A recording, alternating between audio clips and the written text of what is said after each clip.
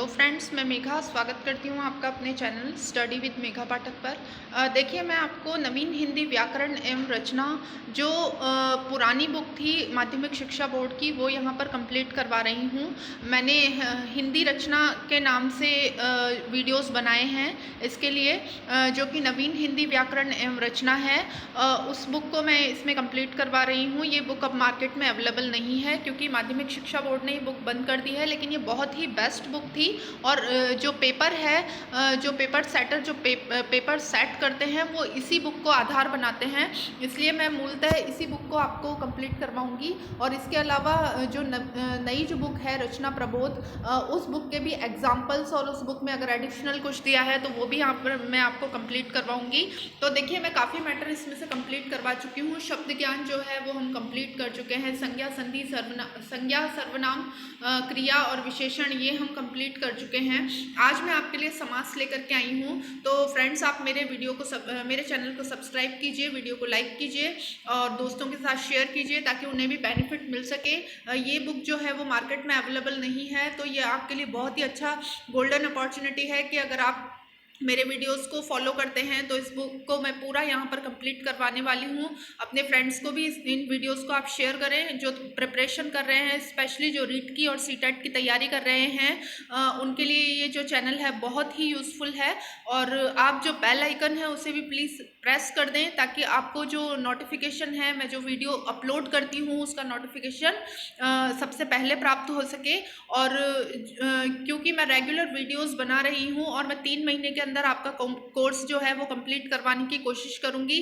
और 3 महीने के अंदर हम पूरा कोर्स जो है वो कवर कर लेंगे। उसके बाद जो शिक्षण विधियाँ हैं उनका मैं स्टार्ट कर दूँगी कोर्स करवाना, लेकिन जो पहले मूल जो कोर्स है वो मैं आपको करवाऊँगी इसके ऊपर। तो देखिए, आज मैं समास लेकर के आई हूँ, तो चलिए स्टार्ट करते हैं।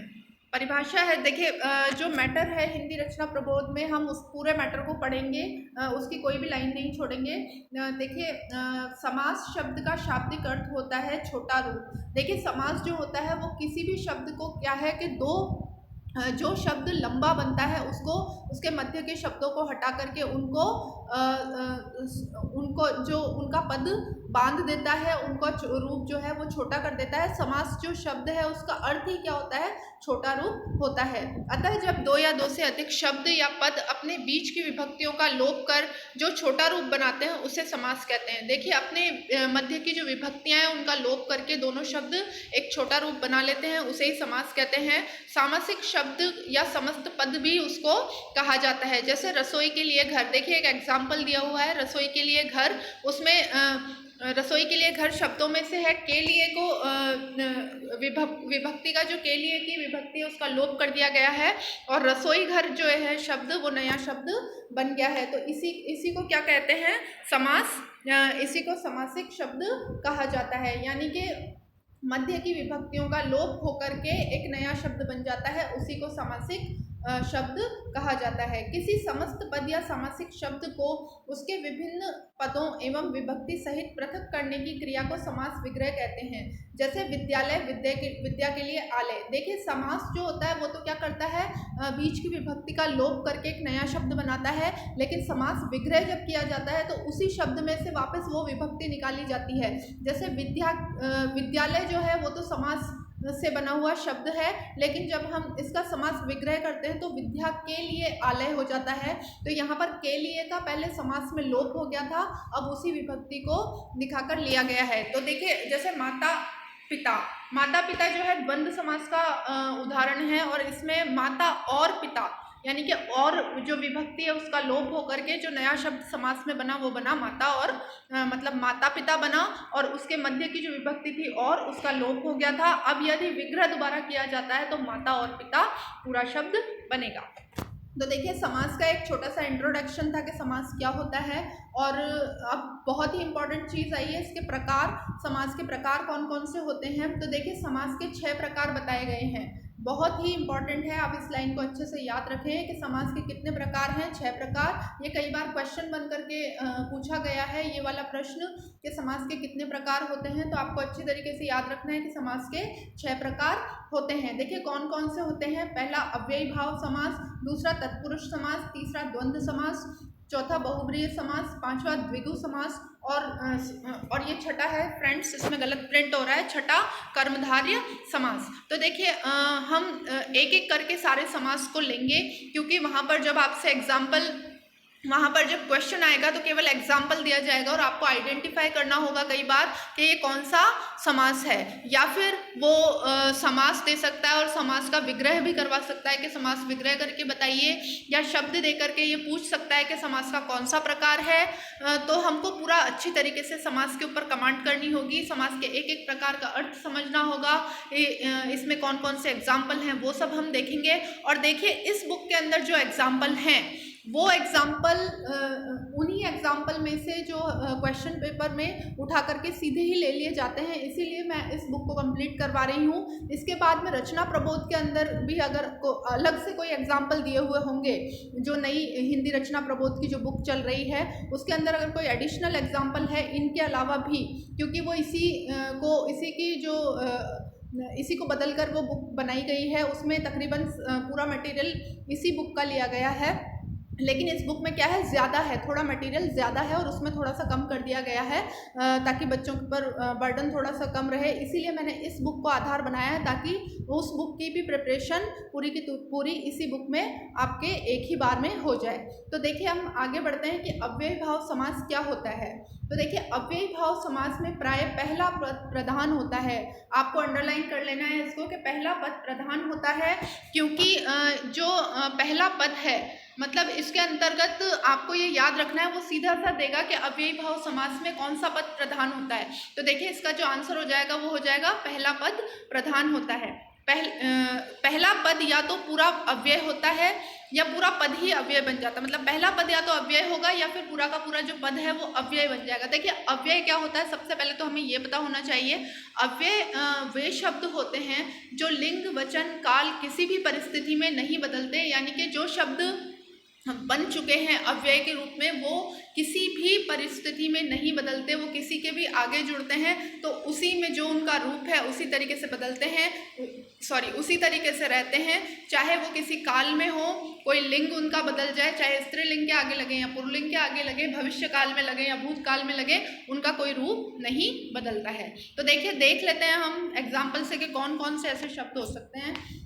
इसमें ये दिया, देखिए इसमें आगे दिया गया है कि जो लिंग वचन कारक काल के अनुसार नहीं बदलते उन्हें अव्यय कहते हैं। मैंने आपको एक्सप्लेन कर ही दिया है। यदि एक शब्द की पुनरावृत्ति हो और दोनों मिलकर अव्यय की तरह प्रयुक्त हो, वहाँ भी अव्ययी भाव समास होगा। देखिए दो शब्द ऐसे हों जिनमें जो शब्द है वो अव्यय का भाव देते हो, मतलब हमें जो शब्द है वो अव्यय की तरह हो, वो जो शब्द है वो अव्यय हो और एक के बाद दूसरा शब्द रिपीट हो, क्योंकि देखिए द्वंद्व समास जो है उसके अंतर्गत भी दो शब्द आपस में रिपीट होते हैं और बीच में हाइपन का साइन लगा हुआ होता है, और इसी तरीके से अव्ययी भाव समास में भी जो पुनरावृत्ति वाले शब्द हैं उनके बीच में हाइपन का साइन लगा होता है, तो क्या है, कन्फ्यूज़न क्रिएट हो जाता है। इसीलिए जो हमें अच्छी तरीके से समझना होगा कि ये अव्ययी भाव समास का जो पद है वो है या फिर द्वंद्व समास का है, हमको ये आइडेंटिफाई करने के लिए अच्छी तरीके से इन दोनों को पढ़ना होगा। तो देखिए अव्ययी भाव में अव्ययी भाव समास वाले शब्दों में क्या होगा कि जो शब्द होगा वो अव्यय होगा, उसके मध्य कोई विभक्ति का लोप नहीं हुआ होगा और वो एक पूरा अव्यय बना देगा। तो देखिए इसको देख लेते हैं, एग्जाम्पल से मैं आपको बता देती हूँ। इसमें कई शब्द आते हैं, जैसे कॉमन शब्द हैं यथा, प्रति, आ, नी, उ, बे, इस तरीके के शब्द आगे जुड़ जाते हैं और ये शब्द ऐसे होते हैं जो अव्यय होते हैं, मतलब ये एक कॉमन शब्द है जो शब्द के आगे जुड़ जाएंगे, है ना। तो ये क्या होते हैं, अव्यय होते हैं, और इनसे जुड़े हुए शब्द जो वो पूरे उसको अर्थ को क्या है, अव्यय बना देते हैं। तो इसीलिए इसको अव्ययी भाव समास कहा गया है। देखिए इसमें कौन कौन से शब्द आ रहे हैं, इन शब्दों को आप बहुत ध्यान से देखें, 2-3 बार पढ़ें इनको, ये अच्छे तरीके से आपके दिमाग में बैठ जाएंगे क्योंकि इन्हीं में से शब्द लिए जाते हैं।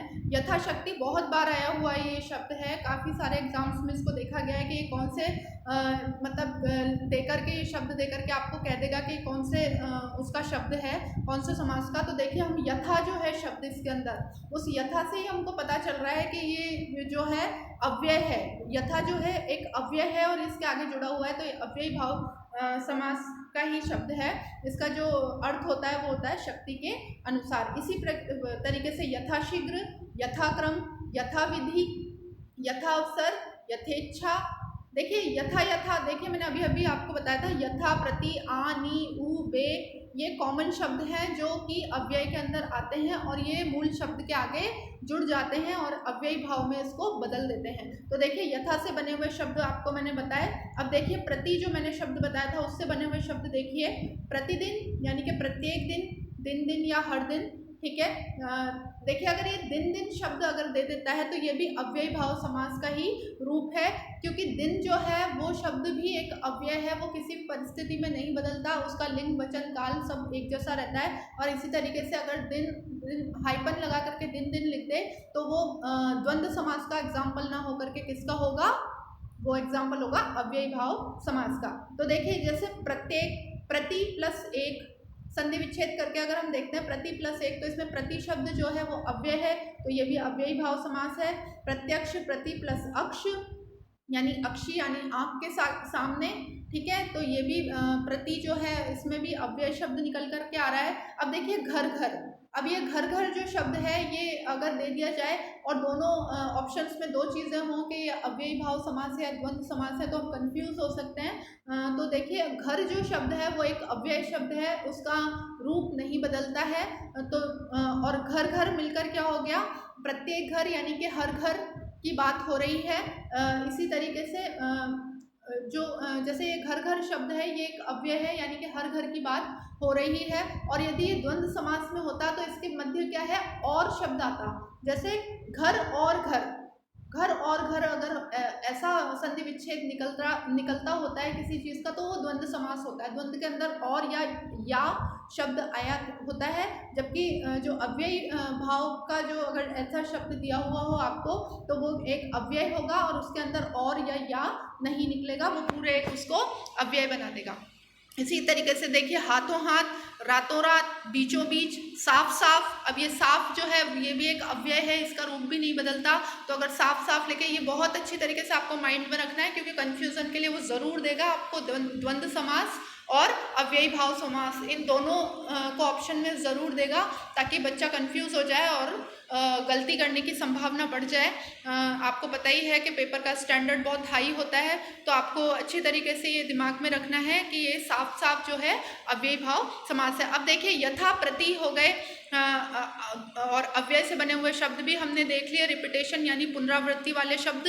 और देखिए आमरण, यथा, प्रति, आ, मैंने आ भी बताया था कि आ शब्द है उससे भी कई शब्द बने होते हैं और आ शब्द जो है वो क्या है, नकारात्मक भाव देता है। किसी भी शब्द के आगे अगर आ शब्द लगा देते हैं तो उसको नकारात्मकता में बदल देता है, नकारात्मक रूप में बदल देता है।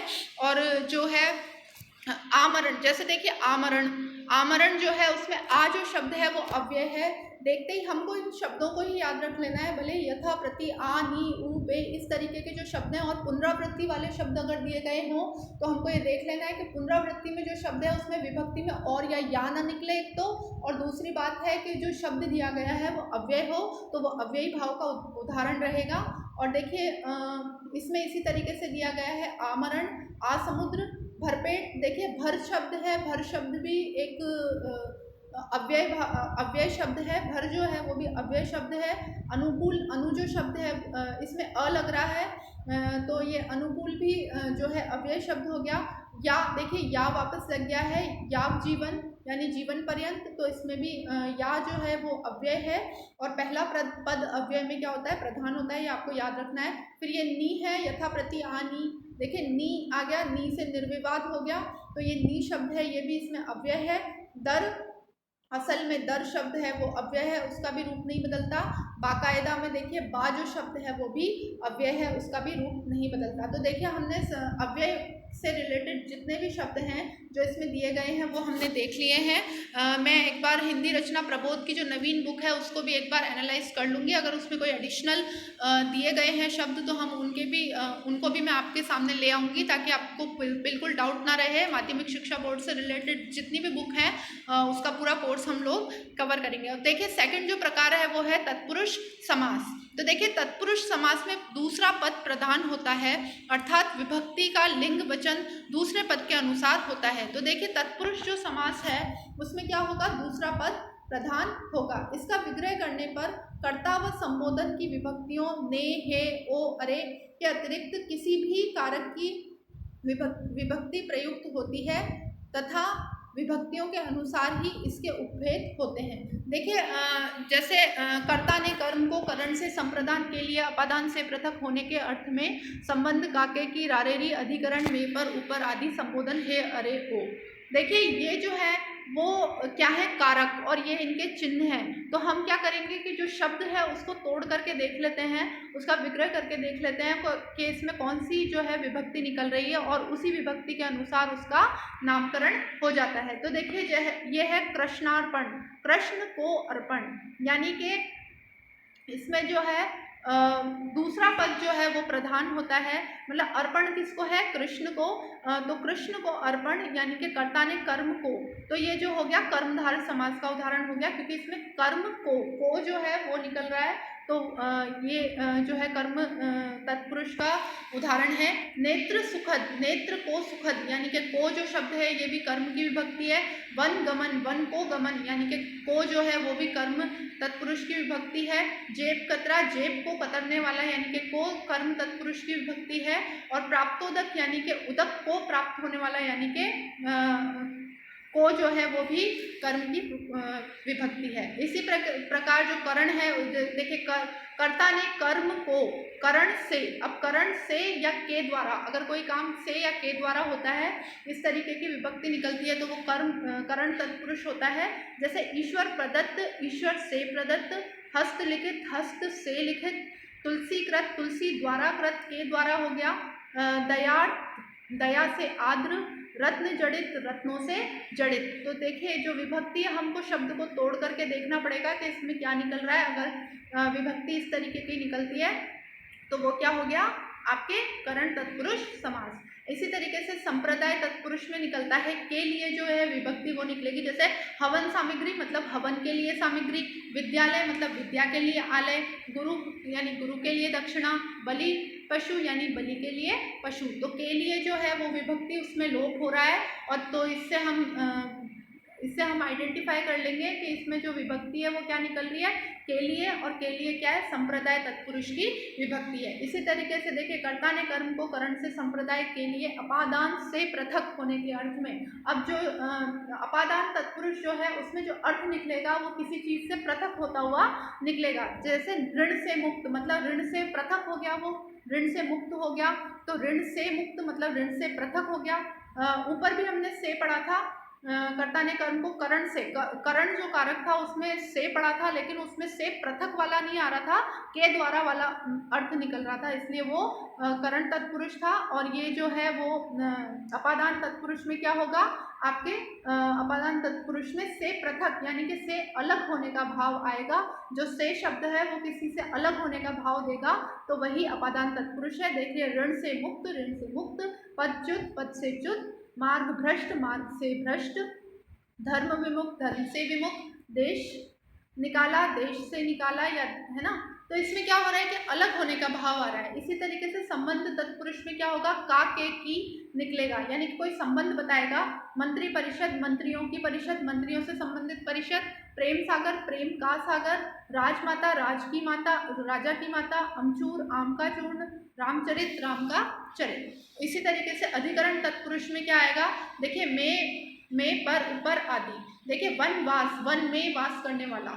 जीव दया, जीवों पर दया, ठीक है।